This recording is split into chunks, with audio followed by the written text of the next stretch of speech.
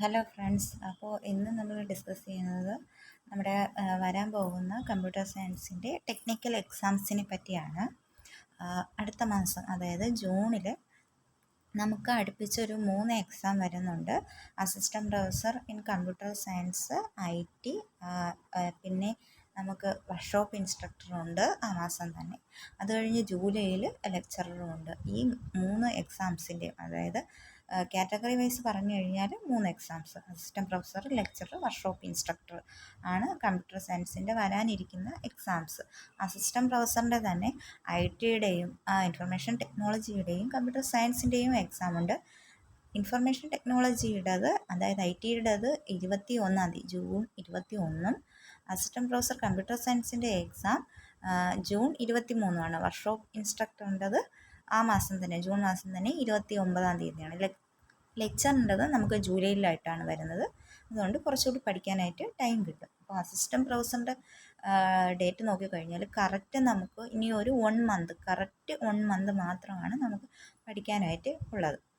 അപ്പോൾ അതിൻ്റെ കൂട്ടത്തിൽ തന്നെയാണ് നമുക്ക് വർക്ക്ഷോപ്പ് ഇൻസ്ട്രക്ടറിൻ്റെ എക്സാം വരുന്നത്. അപ്പോൾ ഇത് എല്ലാം സിലബസ് വെവ്വേറെയാണ്, എന്നാലും നമുക്ക് കുറച്ച് സബ്ജക്റ്റുകൾ സെയിം ആയിട്ടുണ്ട്. അപ്പോൾ അസിസ്റ്റൻറ്റ് പ്രൊഫസറിൻ്റെ കമ്പ്യൂട്ടർ സയൻസിൻ്റെയും IT-യുടെയും സിലബസ് നോക്കിക്കഴിഞ്ഞാൽ നമുക്ക് കുറേ അധികം ടോപ്പിക്സ് കോമൺ ആയിട്ടുണ്ട്. പിന്നെ സെപ്പറേറ്റ് ആയിട്ട് കുറച്ച് ടോപ്പിക്സും ഉണ്ട് നമുക്ക് രണ്ടിനും പഠിക്കേണ്ടത്. അപ്പോൾ കമ്പൈൻ ചെയ്ത് പഠിക്കുകയാണെങ്കിൽ കുറച്ചുകൂടെ എളുപ്പമായിരിക്കും. അപ്പോൾ അത് കഴിഞ്ഞ് നമുക്ക് ബാക്കി സബ്ജക്റ്റ് കവർ ചെയ്താൽ മതിയായിരിക്കുമല്ലോ.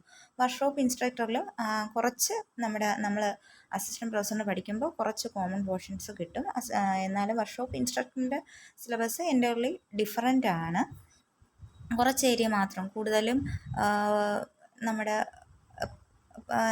തിയറിയിൽ നിന്ന് വ്യത്യാസമായിട്ട് കൂടുതൽ ഇംപ്ലിമെൻറ്റേഷൻ ലെവലിൽ ഡേറ്റാബേസ് ആയാലും, അതായത് SQL, നമ്മുടെ C++, ജാവയും, അങ്ങനെ കുറച്ചുകൂടി നമ്മുടെ ഒരു പ്രോഗ്രാമിംഗ് സ്കില്ലും ആ ഒരു കാര്യങ്ങളൊക്കെ വെച്ചിട്ട് ഉള്ള ഒരു ലാബിലേക്കല്ലേ നമ്മൾ വർക്ക്ഷോപ്പ് ഇൻസ്ട്രക്ടറെ വേണ്ടത്. അപ്പോൾ അതുകൊണ്ട് ആ ഒരു ഇംപ്ലിമെൻറ്റേഷൻ ലെവലിലുള്ള സിലബസാണ് കൂടുതലുള്ളത്.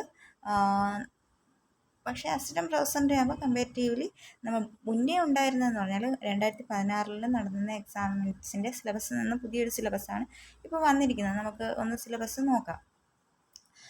സിലബസ് CS-ൻ്റെതെന്ന് പറഞ്ഞാൽ നമുക്ക് 5 മൊഡ്യൂൾസ് ആയിട്ടാണ് തിരിച്ചിരിക്കുന്നത്. IT-ക്കും സെയിം, അസിസ്റ്റൻറ്റ് പ്രൊഫസർ ആയതുകൊണ്ട് തന്നെ സെയിം രീതി തന്നെയാണ് ഉള്ളത്. 5 മൊഡ്യൂൾസാണ് ഉള്ളത്. മൊഡ്യൂൾസിൽ ഫസ്റ്റ് മൊഡ്യൂൾ മാത്തമാറ്റിക്സിനാണ് സിലബസിൽ കൊടുത്തിരിക്കുന്നത്. അത് നമ്മുടെ പ്രീവിയസ് സിലബസിനെ കമ്പയർ ചെയ്യുകയാണെങ്കിൽ മുന്നേ നമുക്ക് കുറച്ച് ജനറൽ നോളജിൻ്റെ ക്വസ്റ്റ്യൻസും ഉണ്ടായിരുന്നു. മാത്തമാറ്റിക്സ് എന്ന് പറഞ്ഞാൽ പ്യുവർ മാത്തമാറ്റിക്സ് ആയിരുന്നു. പിന്നെ നമുക്ക് നമ്മുടെ ബേസിക് എൻജിനീയറിങ് സബ്ജക്റ്റ് എല്ലാം ഉണ്ടായിരുന്നു.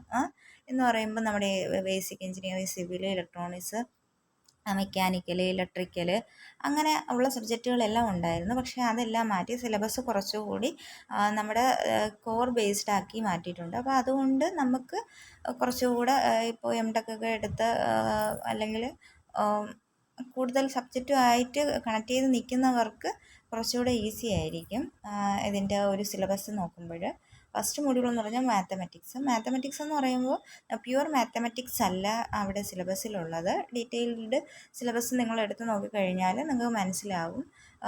നമ്മുടെ മെട്രിക്സ് പോർഷൻ മാത്രമേ നമ്മുടെ എൻജിനീയറിങ് മാത്തമാറ്റിക്സ് യൂസ് ചെയ്യുന്നുള്ളൂ. ബാക്കിയെല്ലാം നമ്മുടെ ഈ ഗ്രാഫ്, പിന്നെ കോമ്പിനേഷൻസ്, പ്രപ്പോർഷൻസ്, പിന്നെന്താ ഗ്രൂപ്പ്സ്, ഫങ്ഷൻസ്, സെറ്റ്, റിലേഷൻസ്, അങ്ങനെയൊക്കെ ഉള്ള കാര്യങ്ങളാണ് ജനറൽ ആയിട്ടുള്ള നമുക്ക് പ്യുവർ മാത്തമാറ്റിക്സ് എന്ന് പറയുമ്പോൾ ആ ഒരു മെട്രിക്സിൻ്റെ ഏരിയ മാത്രമേ വരുന്നുള്ളൂ. ഓക്കെ, എൻജിനീയറിങ് മാത്തമാറ്റിക്സ് എന്ന് പറയുമ്പോൾ. പിന്നെ computer organisation and architecture 15 mark, മാത്തമാറ്റിക്സിന് 20 mark, computer organisation and architecture എന്ന് പറയുന്നതിന് 15 മാർക്കാണത്. അതിൽ ആ പോർഷനിൽ ലോജിക് ഡിസൈനും വരുന്നുണ്ട്, പിന്നെ നമ്മുടെ കമ്പ്യൂട്ടർ ഓർഗനൈസേഷനും വരുന്നുണ്ട്. അതിൻ്റെ സബ് ടോപ്പിക്സ് എടുത്ത് നോക്കിക്കഴിഞ്ഞാൽ നിങ്ങൾ മനസ്സിലാവും. പിന്നെ നമുക്ക് പ്രധാനമായിട്ടും പഠിക്കേണ്ട 2 മൊഡ്യൂൾസാണ് മൊഡ്യൂൾ 3യും മൊഡ്യൂൾ 4ഉം. മൊഡ്യൂൾ 3 എന്ന് പറയുമ്പോൾ പ്രോഗ്രാമിംഗ് ലാംഗ്വേജ് ആൻഡ് ഡേറ്റാബേസ് ആണ്, 25 മാർക്ക് എന്ന് ചോദിക്കുന്നുണ്ട്. Module 4 theoretical computer science. അത് എന്ന് പറയുമ്പോഴത്തേക്ക് കുറച്ചുകൂടെ നമ്മുടെ അൽഗോരിതംസ് ഒക്കെ വരുന്നത്, കമ്പൈലർ ഡിസൈൻ അങ്ങനെയുള്ള ടോപ്പിക്സ് ഒക്കെ വരുന്നത് ഈ ഒരു ഏരിയയിലാണ് വരുന്നത്. അത് 20 ഡേറ്റ സ്ട്രക്ചറൊക്കെ ഇതിൻ്റെ കീഴിലാണ് വരുന്നത്. 25 മാർക്കാണ്.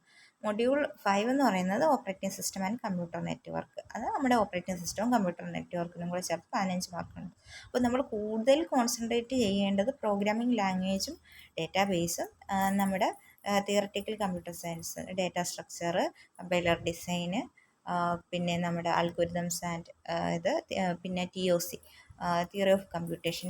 അത് 4 സബ് ടോപ്പിക്സ് നമ്മുടെ വരുന്നുണ്ട്. മെയിൻ കോർ സബ്ജക്റ്റുകളൊക്കെയാണ് മെയിനായിട്ട്. ഇത് കൂടുതൽ കമ്പയർ ചെയ്ത് കഴിഞ്ഞാൽ നമുക്ക് ഈ മോഡ്യൂൾ 3ഉം 4ഉം മാത്രം കവർ ചെയ്ത് കഴിഞ്ഞാൽ തന്നെ 50 മാർക്കിനുള്ള പോർഷൻസ് ഉണ്ട്. ടോട്ടൽ 100 മാർക്കിനാണ് എക്സാം. നെഗറ്റീവ് മാർക്ക് ഉണ്ടായിരിക്കുന്നതാണ്. ഓക്കെ. പിന്നെ എല്ലാം നമ്മുടെ ഒൺ വേഡ് ആൻസർ പോലെയാണ്. ഗേറ്റും നെറ്റും പോലെയൊന്നും PSCക്ക് വളരെ പാടുള്ള ടൈപ്പ് ക്വസ്റ്റ്യൻസ് ഒന്നും കാണില്ല. ജനറലായിട്ട് തിയറി ബേസ്ഡ് ക്വസ്റ്റ്യൻസ് ആയിരിക്കും. പിന്നെ നമ്മുടെ ഈ പ്രോഗ്രാമിംഗ് ലാംഗ്വേജിൽ നിന്ന് കുറച്ച് പ്രോഗ്രാം ബേസ്ഡ് ക്വസ്റ്റ്യൻസും ഉണ്ടായിരിക്കും. അതുപോലെ തന്നെയാണ് നമ്മുടെ IT സിലബസിൽ മാർക്ക് ഡിസ്ട്രിബ്യൂഷൻ കുറച്ചുകൂടെ വ്യത്യാസമുണ്ട്. അവിടെയും പ്രോഗ്രാമിംഗ് ലാംഗ്വേജിന് തന്നെയാണ് 25 മാർക്ക്. പിന്നെ കമ്പ്യൂട്ടിംഗ് ആൻഡ് സിസ്റ്റം ഡിസൈൻ എന്ന് പറഞ്ഞ ടോപ്പിക്കിനാണ് 25 മാർക്ക്. ബാക്കി കമ്പ്യൂട്ടർ ഓർഗനൈസേഷൻ ആൻഡ് ആർക്കിടെക്ചർ നമുക്ക് കോമൺ ആയിട്ടുണ്ട്. പിന്നെ ഇതിൽ നിന്നെല്ലാം വ്യത്യസ്തമായിട്ടുള്ള എൻ്റർലി ഡിഫറെൻ്റ് ആയിട്ടുള്ള ഒരു ടോപ്പിക് എന്ന് പറയുന്നത് module 5 data science and machine learning എന്ന് പറയുന്നത് നമ്മൾ കമ്പ്യൂട്ടർ സയൻസിൻ്റെ ടോപ്പിക്കുകളിലൊന്നും കവർ ചെയ്യുന്നതല്ല. അപ്പോൾ അത് സെപ്പറേറ്റ് ആണ്. മെഷീൻ ലേണിങ്ങിനെ പറ്റിയും ഡേറ്റാ സയൻസ് അത് ആ ഒരു ഫീൽഡ് നമ്മുടെ AI ബന്ധപ്പെട്ട കാര്യങ്ങൾ കൂടുതലുള്ളതാണ്. അതുപോലെ തന്നെ മൊഡ്യൂൾ 4 നെറ്റ്വർക്കെങ്കിലും കമ്പ്യൂട്ടർ നെറ്റ്വർക്കുണ്ട്. നമ്മൾ CSI കമ്പയർ ചെയ്യുമ്പോൾ അതുണ്ട്. പക്ഷേ കൂടാതെ വെബ് ടെക്നോളജിയും കുറച്ച് വേറെ പോർഷൻസ് കൂടിയൊക്കെ അതിൻ്റെ കീഴിൽ വരുന്നുണ്ട്. അപ്പോൾ ITക്ക് പ്രിപ്പയർ ചെയ്യുമ്പോൾ നമുക്ക് എക്സ്ട്രാ പഠിക്കേണ്ടത് ഈ മൊഡ്യൂൾ 4ൻ്റെ കീഴിൽ വരുന്ന കുറച്ച് ടോപ്പിക്സും ഉണ്ട്. മൊഡ്യൂൾ 5ൻ്റെ കീഴിൽ വരുന്ന ടോപ്പിക്സ് ഫുള്ളാവുണ്ട്. പിന്നെ മൊഡ്യൂൾ 1 നമുക്ക് എക്സ്ട്രാ ഒരു ഇതുള്ളതെന്ന് പറഞ്ഞാൽ മൈക്രോ പ്രോസസ്സറും കൂടി എക്സ്ട്രാ പഠിക്കുന്നുണ്ട്. ഇതാണ് സിലബസ്. ഇതും 100 മാർക്കിന് തന്നെയാണ്. നമുക്ക് IT വന്നതിന് ശേഷമാണ് CS. കമ്പാരിറ്റീവ്ലി ITക്ക് ആളുകളുടെ എണ്ണം, അപ്ലൈ ചെയ്തിരിക്കുന്ന ആളുകളുടെ എണ്ണം കുറവാണ് CS-നെ അപേക്ഷിച്ചിട്ട്. CS-ന് ഒരു 4000 എബോവ് ഉണ്ട്. ITക്കാണെങ്കിൽ 3000 എബോവ് ആണ് അപ്ലൈ ചെയ്തിട്ടുള്ള ആളുകളുടെ എണ്ണം. അപ്പോൾ നല്ലതുപോലെ ഹാർഡ് വർക്ക് ചെയ്താൽ നമുക്ക് എന്തായാലും ലിസ്റ്റിൽ ഉൾപ്പെടാവുന്നതേ ഉള്ളൂ.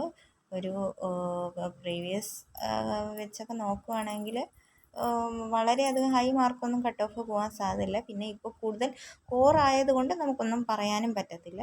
ഓക്കെ. അപ്പോൾ study well. Best of luck.